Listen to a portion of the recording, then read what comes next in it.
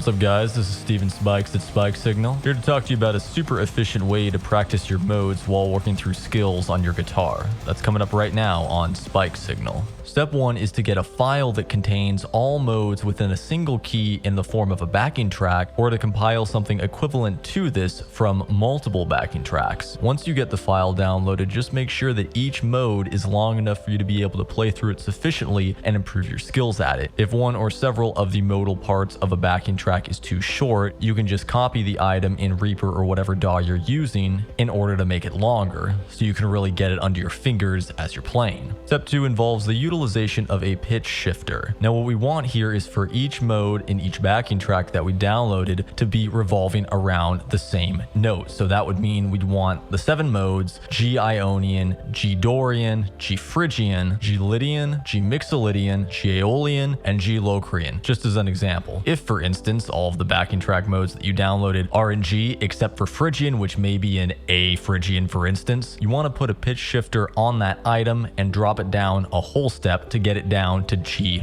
Phrygian. So that way each mode as you play through this thing is going to be based off of the same starting note, in this case G. I recommend organizing all of the modes in order in your DAW, going from Ionian to Locrian respectively, before playing through them as well. Finally, step 3 is getting your guitar, hitting the play button, and actually trying to play through these things. Now there are some backing tracks that are prearranged to have all the modes in them revolving from the same note already, and if you can get something like that, that certainly is best. But whether you did that or assembled them in a prior step like we discussed, you're going to end up cycling through each mode in a sort of ascending sequence as you play, starting from the same note every time, just changing the mode. After you do that several times to get comfortable with it, you can start adding the notes of the harmonic and melodic minor scale while you're playing certain modes. So without going through all of them, just as an example, this would mean that when you're playing the Ionian or major mode, you're adding in the sharp fifth from the harmonic minor scale, making it Ionian augmented. You'd apply this logic for the melodic minor scale note as well across all the other modes to add a nice layer of challenge. Then finally, for step 5 and the final step, at your next session, go ahead and put a pitch shifter on the track that all these notes are on itself, and then pitch shift all of the modes either up or down to whatever degree you so desire to get practice playing in a different key. Now this doesn't matter as much for a guitar as say a piano would, because a guitar is a pattern-based instrument, but it can still be a really good exercise to get you used to moving around the fretboard. As an added bonus, you could even think about what the parent major scale is of each mode after you shift the key of all of the modes for a little extra knowledge gain. And with that, you'll be in a great position to expand your modal ability through your guitar practices. There are other ways to push this practice as well, like for example speeding